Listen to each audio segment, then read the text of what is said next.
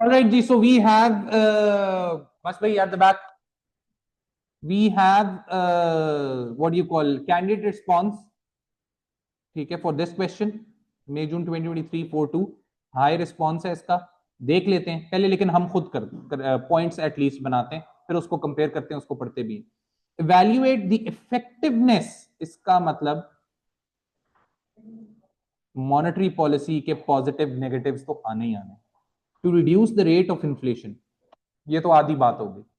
Inflation को कम करने के लिए मॉनेटरी पॉलिसी इफेक्टिव है पहले, और इवैल्यूएशन के अंदर के नहीं है. And how this policy may affect a government's ability to achieve its other macro economic aims. और ये जो पॉलिसी हम लगाएंगे, कौन सी पॉलिसी लगेगी? Contractionary monetary policy. ये बाकी एम्स को क्या इफेक्ट करेगी, किस तरह इफेक्ट करेगी? पॉजिटिवली इफेक्ट करेगी, नेगेटिवली इफेक्ट करेगी. ठीक है, तो मैं अगर इसका स्ट्रक्चर बनाऊं ना, तो मैं सबसे पहले शुरू करूं मैक्रो इकोनॉमिक एम से. क्या ख्याल है ना? जरा अच्छा सा एक बनाते हैं, या इसी को लिख लें और उसके साथ कंपेयर करें. नहीं, जब एक लिखा हुआ है तो फिर क्यों कंपेयर करें. कर लेते हैं मैक्रो इकोनॉमिक एम्स, जिसमें हम जिक्र करेंगे इकोनॉमिक ग्रोथ का, जिसमें हम, अब मैं कौन से रेलेवेंट कर रहा हूं? एक economic growth, macro economic aim समझाऊंगा, उसमें बताऊंगा इकोनॉमिक ग्रोथ है, इसी के साथ अनएम्प्लॉयमेंट है, फिर एक्सचेंज रेट स्टेबिलिटी है, और बैलेंस ऑफ पेमेंट. जी लिखेंगे नहीं, ये हम पढ़ेंगे, इसका ईसीआर हमारे पास है, लेकिन हम इसको जरा डिटेल में.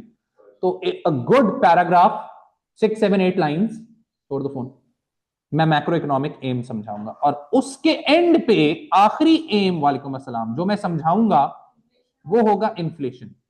फिर मैं इन्फ्लेशन को थोड़ा सा जरा डिटेल में जाऊंगा कि why is it a problem.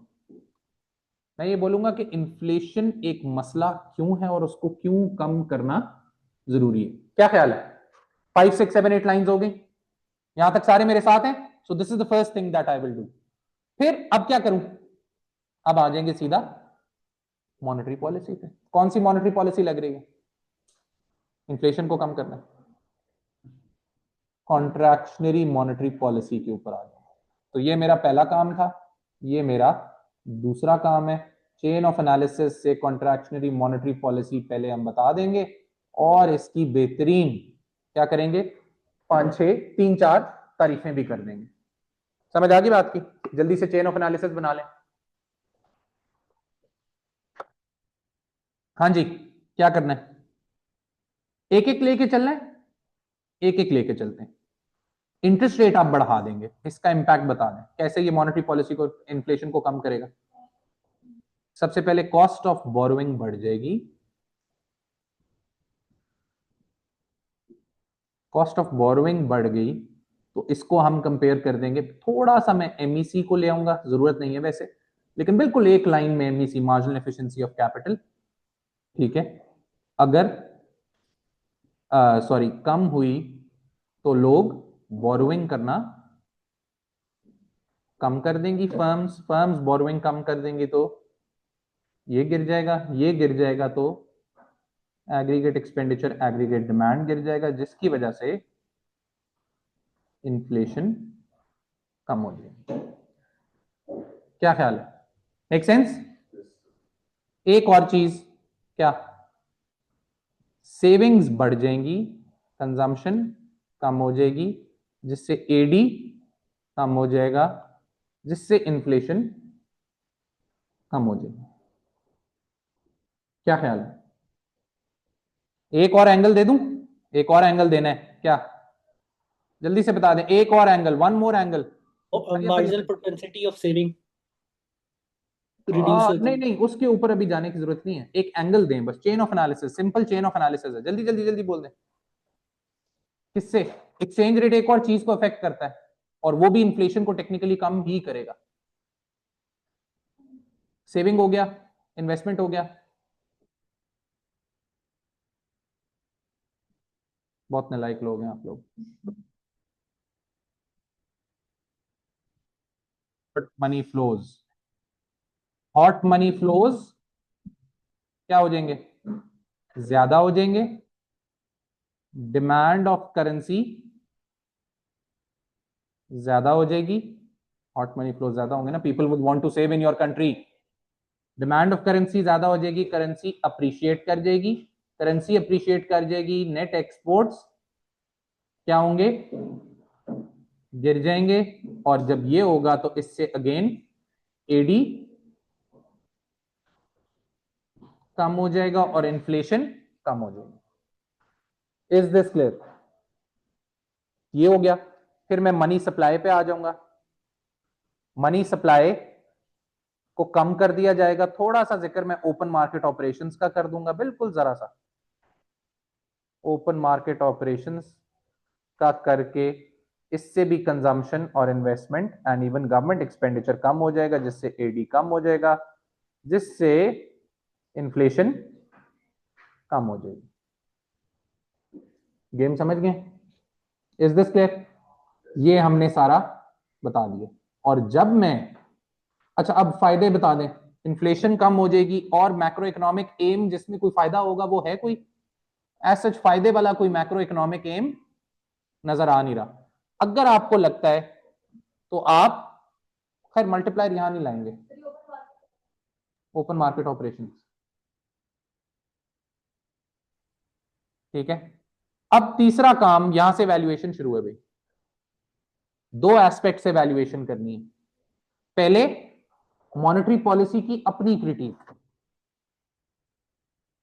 Critic on monetary policy. बताएं भी, क्रिटिक ऑन मॉनेटरी पॉलिसी नहीं, क्योंकि वो एक्सपेंशनरी में आता है। लिक्विडिटी डिले लैग, ट्रैप कब रेलेवेंट होगा? एक्सपेंशनरी में आएगा। इसके अंदर क्या है? Delay lag, time lag. चलें, टाइम लैग आ गया, वो लैदा है। मैक्रो इकोनॉमिक एम्स पे मैं लैदा आऊंगा। चलें ये भी ठीक है। How about consumer confidence?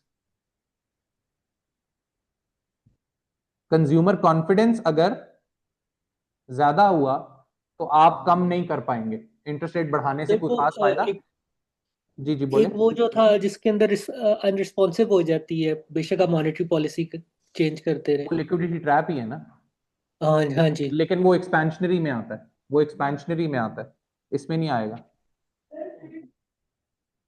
वो तो आ ही रहे हैं, उस पे तो आ ही रहे हैं, उस पे मैं मैक्रो, क्योंकि उसने कहा है ना, क्वेश्चन पढ़े जरा गौर से।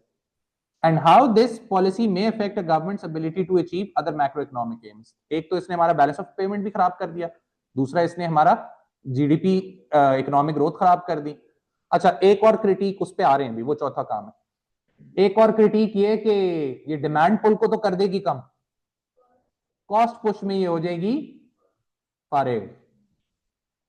कॉस्ट पुश में मॉनेटरी पॉलिसी फारिग हो जाएगी, बल्कि हो सकता है उसको और खराब कर दे। ठीक है, व्हाट एल्स? कंज्यूमर कॉन्फिडेंस हो गया। How commercial banks respond? हो सकता है कमर्शियल बैंक्स अभी भी सस्ते लोन्स दें।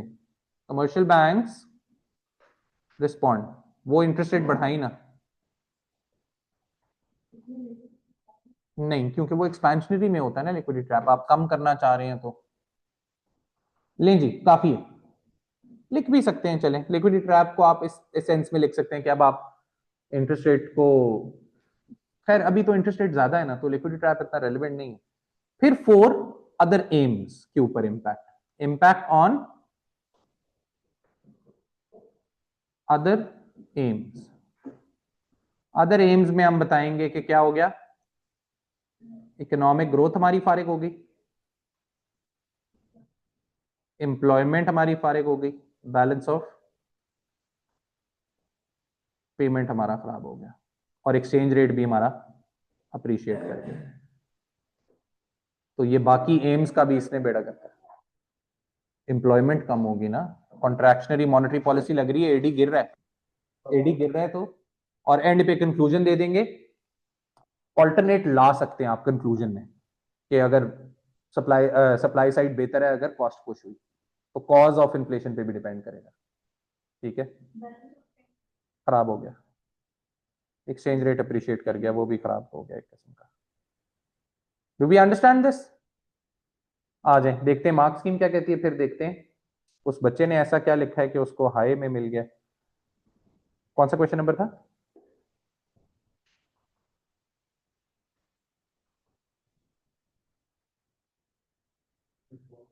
फोर था।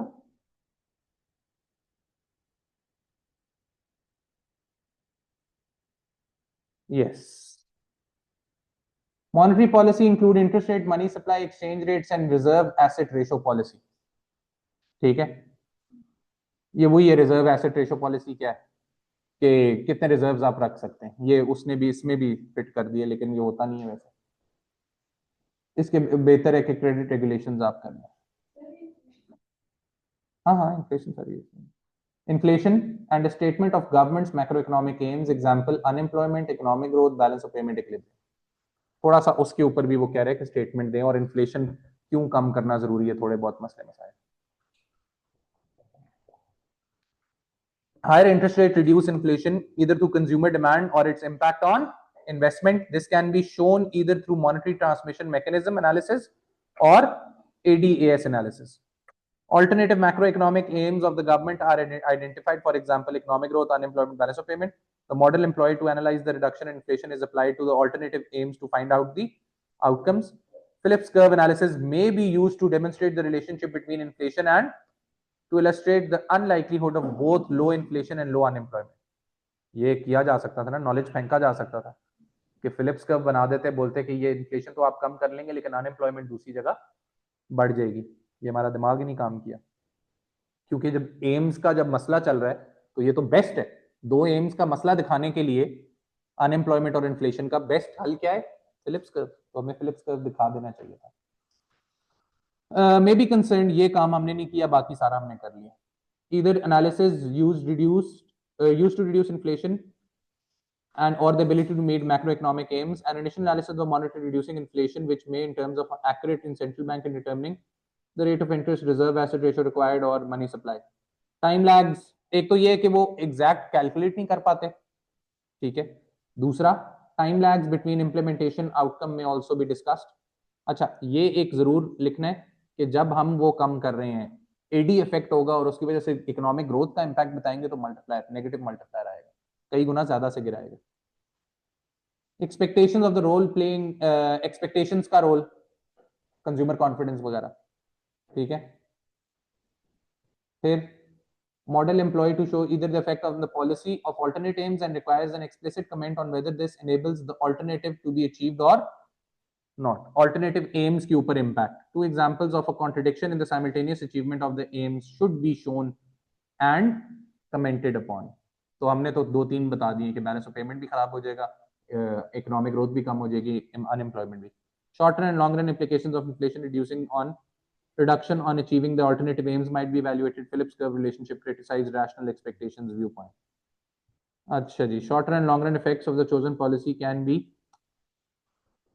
compared in terms of actual potential reduction and increase in economic growth, relationship between inflation rate, exchange rate and the balance of payment including Marshall Error condition. ये तो बड़ा इसने बहुत कुछ लिख दिए।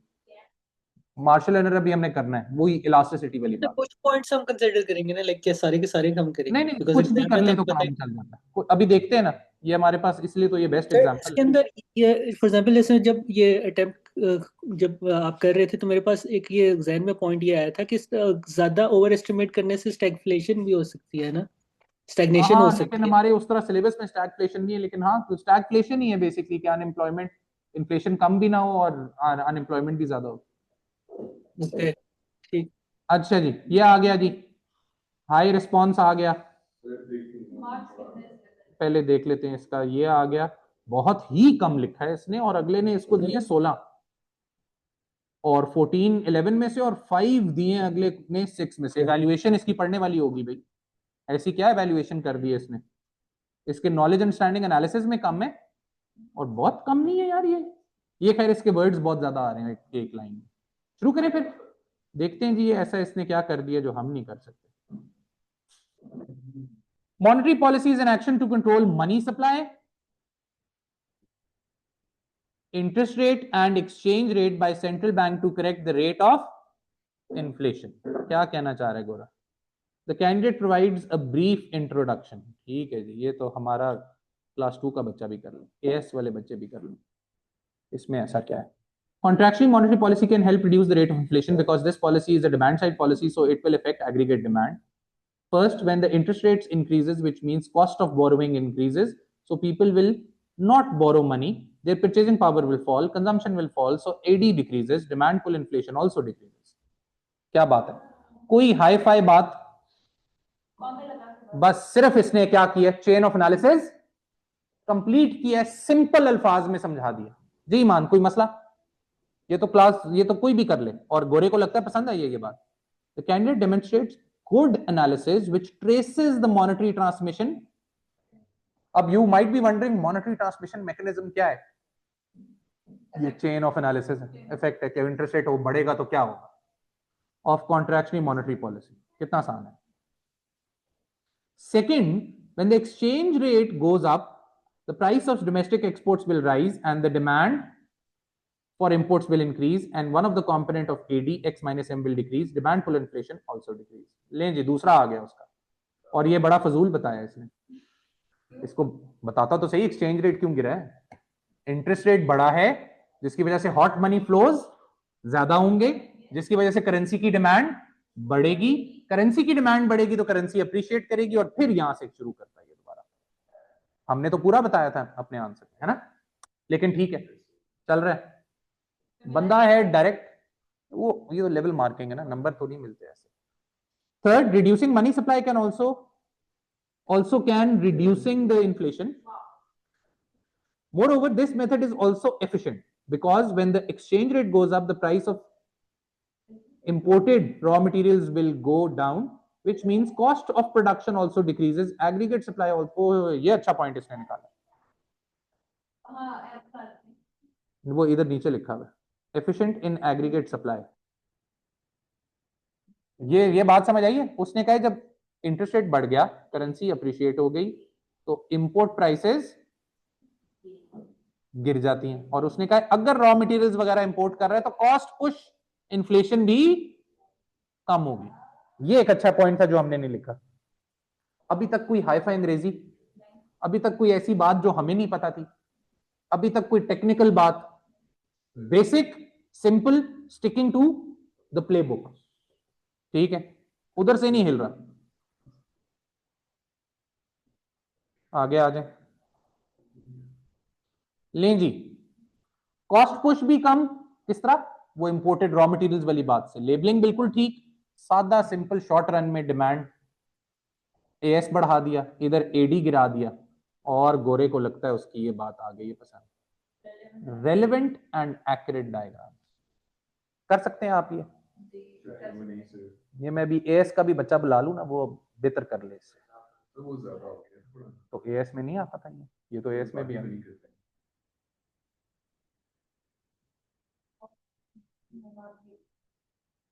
मे नॉट बी इफेक्ट. हाँ, कॉस्ट पुश, अगर रीजन कॉस्ट पुश है तो वो दूसरी चीजों से नहीं इफेक्टेड, लेकिन यहां पे इसने रीजनिंग दे दी है ना कि import prices, if the country imports raw materials. तो हमें पाकिस्तान में अगर अप्रिसिएशन होती है तो सबसे बड़ा एडवांटेज ये है कि हमारी इंपोर्टेड रॉ मटेरियल्स की कॉस्ट कम होगी, जिससे हमारी कॉस्ट ऑयल हमें सस्ता पड़ेगा.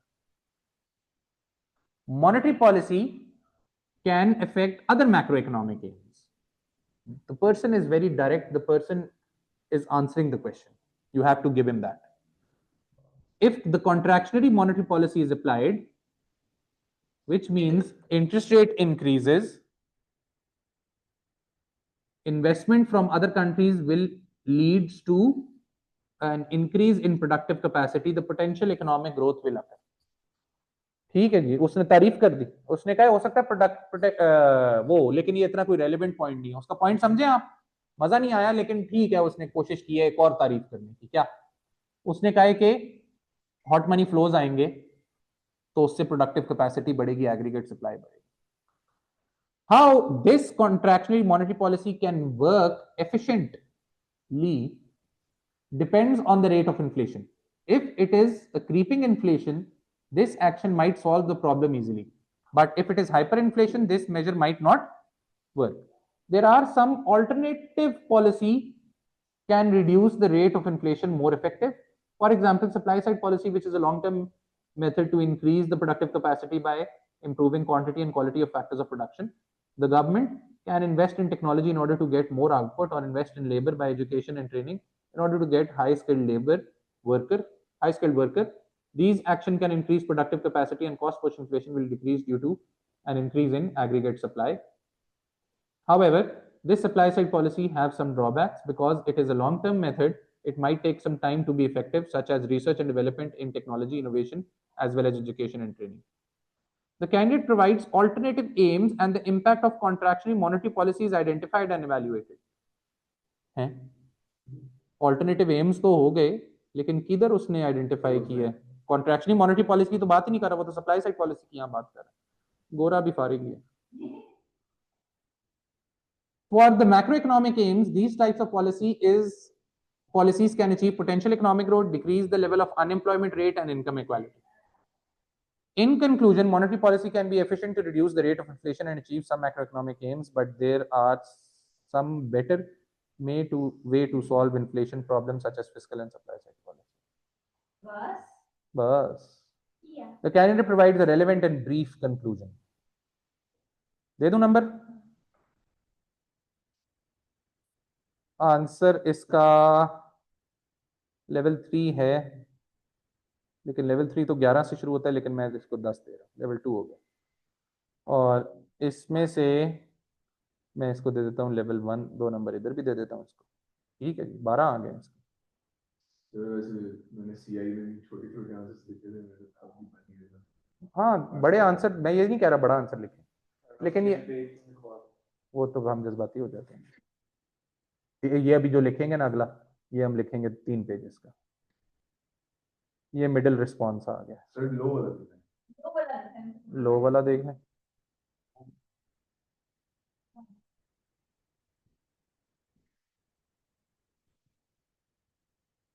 To begin with, monetary policy is related directly to the supply of money and interest rates and governed by the central bank of a country. Inflation is the gradual increase in the price level of goods and services over a certain period. Of government's macroeconomic aim regard more important aims for a country to improve and grow. Shows knowledge of monetary policy and inflation. ठीक है. An expansionary monetary policy would mean that central bank expansionary कहाँ से आ गई? Expansionary कहाँ से आ गई? Contractionary लगानी है, expansionary पे शुरू हो गया। Would lead to demand pull inflation, and जरूरत नहीं थी, देखा ना? ये होता है गौर से ना पढ़ना। This rush in the demand will force the market to raise prices. Continues to focus on expansionary. इसने तो फिर अंडा ही लेना है, जारी बात है। Technological labor. So central bank will be using likes of more contractionary monetary policy, which is quite literally the opposite of an expansionary policy. This would mean that to constrain the supply of money and decreasing purchasing power of the consumer, seeing that there is less demand suppliers of the market. ठीक है ठीक है ठीक है। बहरहाल छोड़ें इसको, गोली इसने बड़ा लिखा है बेचारे ने, लेकिन गलत लिखा है ना सारा। करना क्या है? Stick to the plan. What do we learn from here? Be relevant, be focused.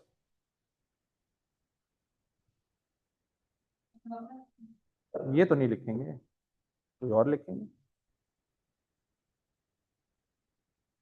ये 2023 हमारा 4-2 मई जून। क्यों? ये कहां से अच्छा है? बॉर भी बहुत अच्छे हैं।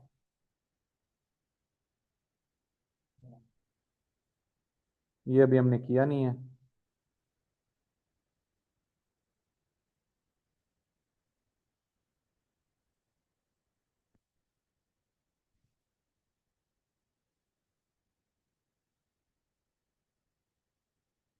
ये डबल एक्शन है, दोनों आ गई हैं इसमें। ये कर लें, डबल एक्शन आ गया भाई। मार्क्स स्कीम देखे बगैर करें या देख के करें?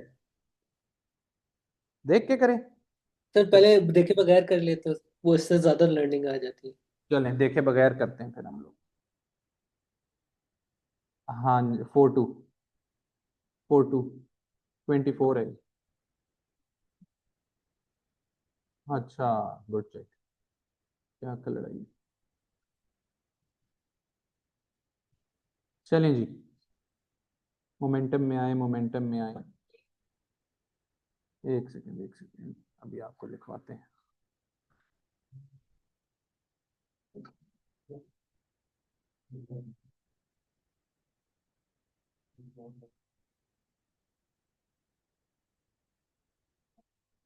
आ रहा सवाल आ रहा। पूरा सवाल ना लिखें,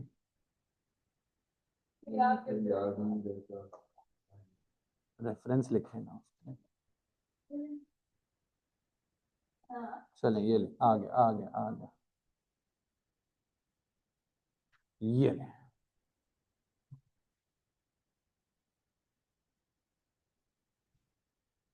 Many countries experience high rate of inflation caused by disruptions to the supply of goods and services arising from COVID-19 pandemic and the conflict between Russia and Ukraine. थोड़ा सा घंटी, डिमांड पुल कम लग रही है, कॉस्ट पुश का game ज्यादा लग रही है, क्या ख्याल है?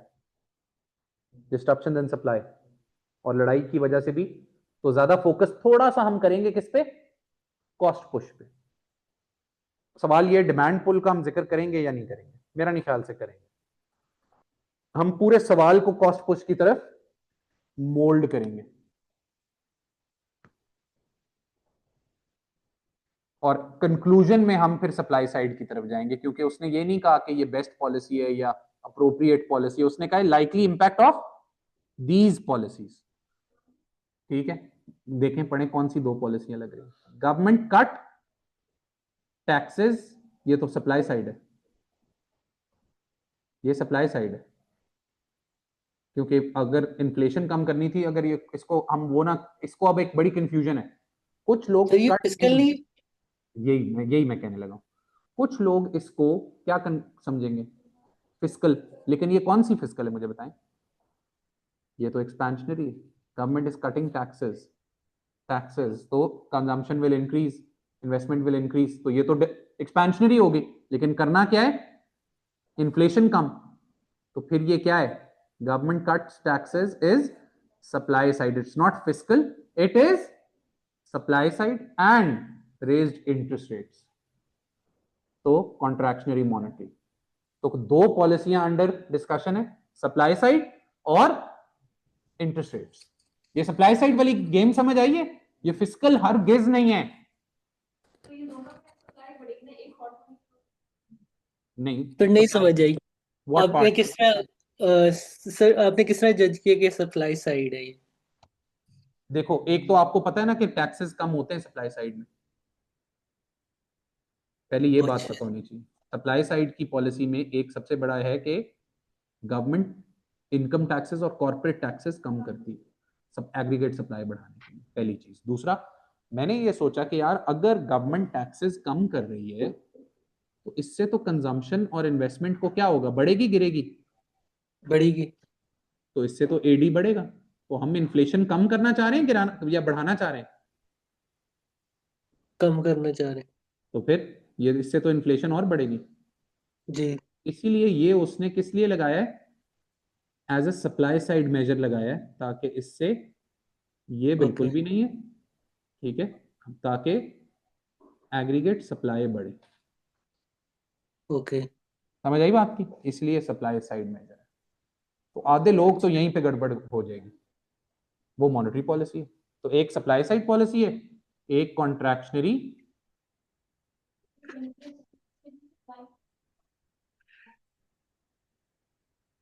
हाँ, जिस तरह उस बच्चे ने कहा था, हाँ हो सकता, लेकिन सप्लाई एज सच नहीं बढ़ेगी। बेसिकली तो ये डिमांड कम करता है, क्योंकि नेट एक्सपोर्ट्स को अफेक्ट करेगी।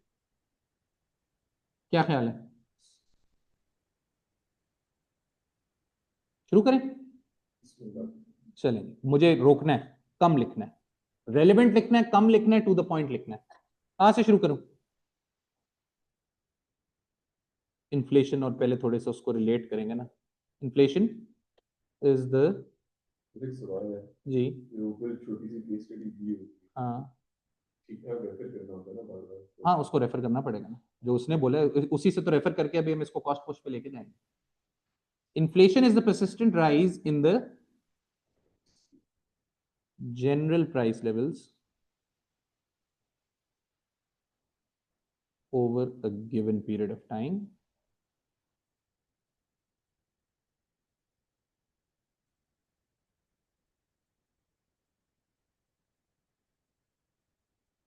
The aftermath of lockdowns and restrictions on trade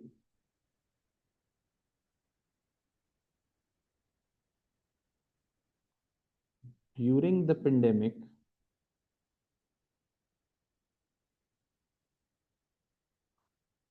resulted in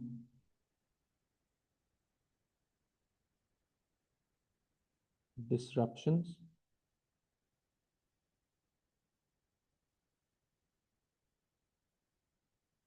in the supply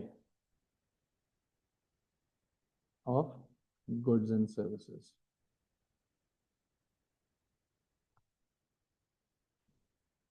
Along with this, as mentioned,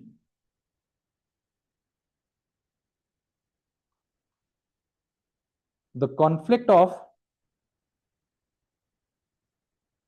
Ukraine and Russia led to shortage of oil, leading to an increase in the price of this important source of energy.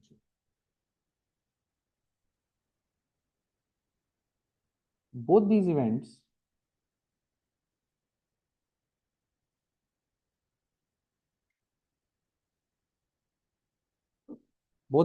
क्या करेंगे?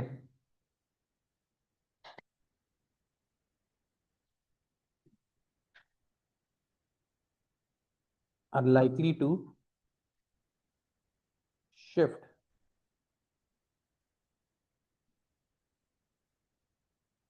the aggregate supply of many countries leftwards as cost of production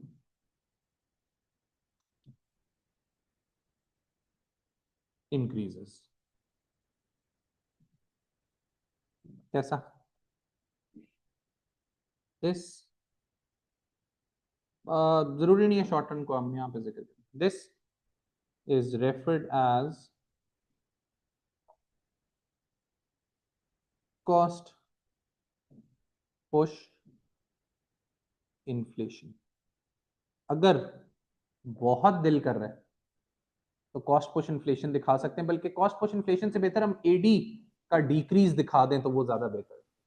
अभी दिखाने की जरूरत है cost push, मैं नहीं बनाऊंगा, बस उसको हमने काफी डिटेल में बता दिए. कॉस्ट ऑफ प्रोडक्शन बहुत बढ़ती है, एग्रीगेट सप्लाई लेफ्टवर्ड शिफ्ट होता है, ठीक है, और इसको कॉस्ट पुश इन्फ्लेशन कहते हैं.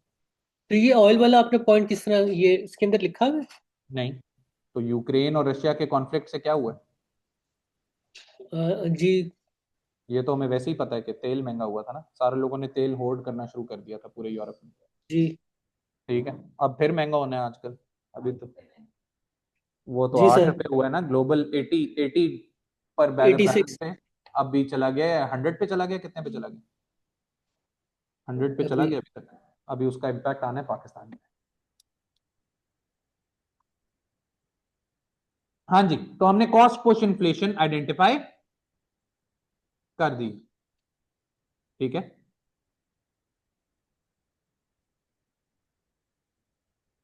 as mentioned above,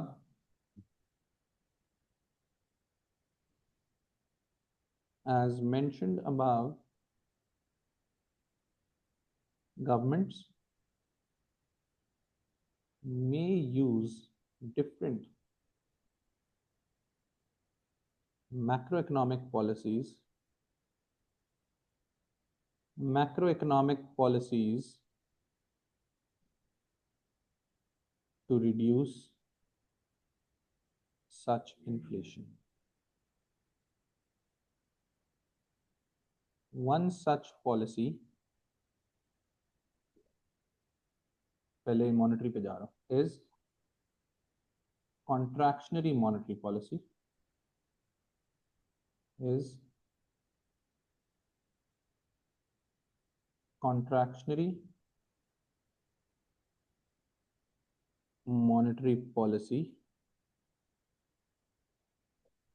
which uses interest rates, money supply,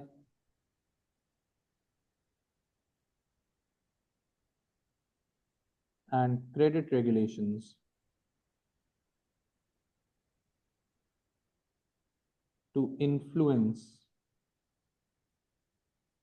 aggregate demand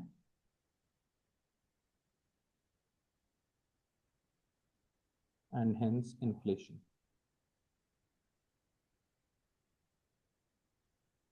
लेकिन अब इस पे मैं सब पे बात नहीं करूंगा क्योंकि उसने एक बात की है। क्या उसने एक ही बात की है? किस चीज पे बात की है उसने?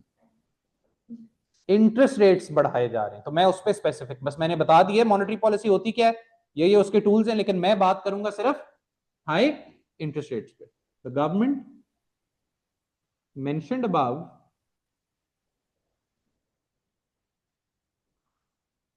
the government mentioned above क्या कर रही है? raised interest rates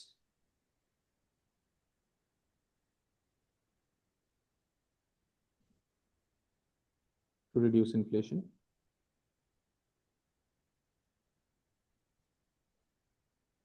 high interest rates, अब दो तीन एंगल से अप्रोच करेंगे, स्पीड मार दें। High interest rates, chain of analysis, increase cost of borrowing,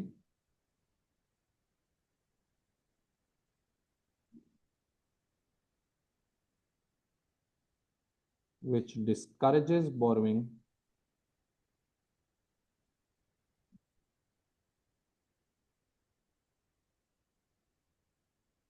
leading to lower investment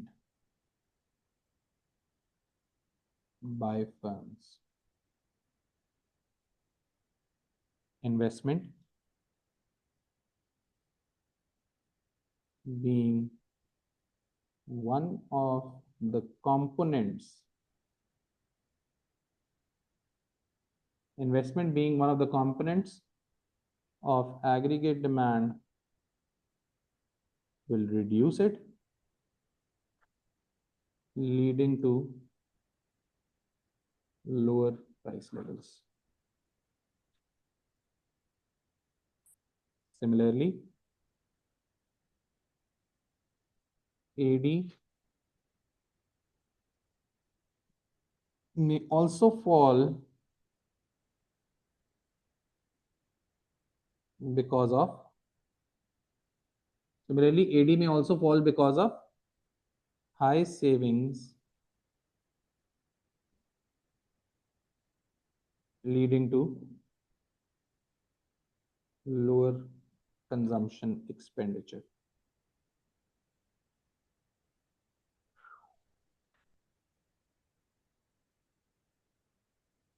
High interest rates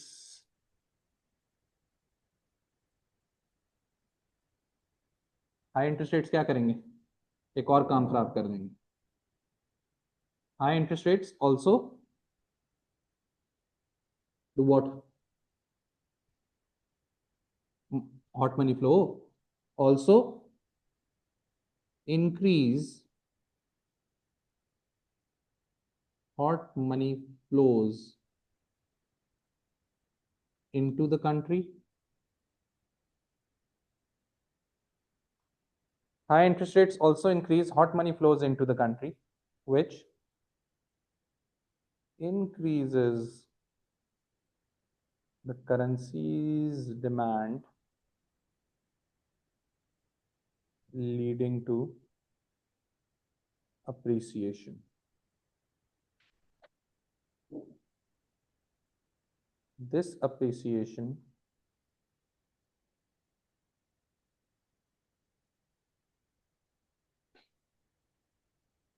is likely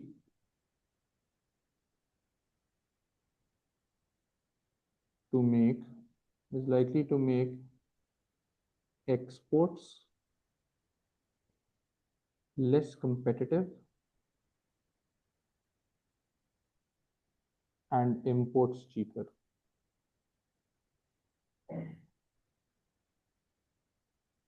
Leading to This fall recession. in balance of trade. Balance of trade x minus n. This is also likely to reduce aggregate demand and hence inflation. अब इसकी critic हमारे जहन में फौरन आ रही है, लेकिन ये तो और कम कर रहे हैं. पहली मुसीबत बड़ी हुई है, पहली एग्रीगेट सप्लाई कम है और आप एडी और कम कर रहे हैं, तो उल्टा और काम खराब कर रहे हैं. लेकिन ये हम इवैल्यूएशन में लिखेंगे. अभी हमने एस्टैब्लिश क्या कर दिया है कि कॉन्ट्रैक्शनरी मॉनेटरी पॉलिसी कैसे इफेक्टिव होगी. एक तारीफ हो जाए इधर ही, ये एफिशिएंट है और ये जल्दी काम करेगा. तारीफ, हल्की सी तारीफ. Reduction, increasing money inflation, interest rates, sorry, increasing interest rates is relatively the most quickest of all macroeconomic policies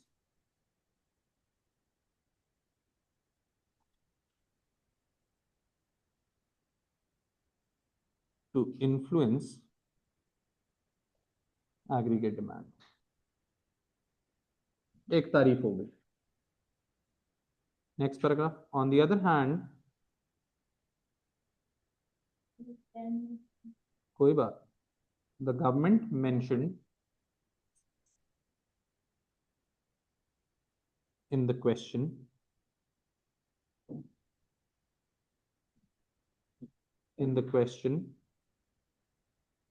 also reduced taxes. बस यहां से हम शुरू करेंगे कल. ठीक हो गया.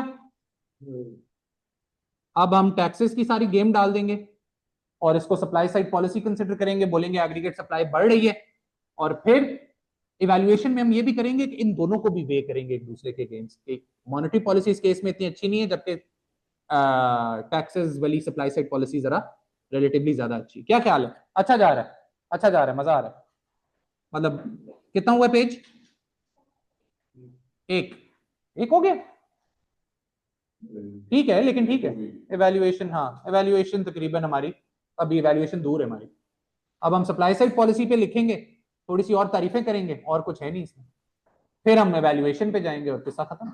अच्छा सॉलिड जा रहा है, काम सॉलिड जा रहा है. लेकिन कोई एक आधी हमने साइंस मारनी है, जिस तरह कोई फिलिप्स कर्व हो गया, कोई गेम डालनी है, वो भी हम डालेंगे. या एडी का ग्राफ बना दे शायद हम, या एएस का ग्राफ शायद बना दें. देखेंगे हम क्या करेंगे. गुड शो, चले भाग जाए. तो जब एग्रीगेट डिमांड को रिड्यूस करना है, तो सप्लाई साइड पॉलिसी में टैक्सेस रिड्यूस करने से तो आपकी सप्लाई इंक्रीज होगी. तो वही ना, सप्लाई एडी को किसने कहा एडी को रिड्यूस करना है? हमने इन्फ्लेशन को रिड्यूस करना है. वो या एडी कम करके हो सकती है या एग्रीगेट सप्लाई बढ़ा के हो सकती है. ओके, तो हम एग्रीगेट, एक एडी को कम कर रहे हैं, एक एग्रीगेट सप्लाई को बढ़ा रहे हैं. ओके ठीक है. समझ आई बात की? जी सर. चले, ओके एवरीवन, अल्लाह हाफिज, बाय बाय. ओके, अल्लाह हाफिज. वालेकुम अस्सलाम.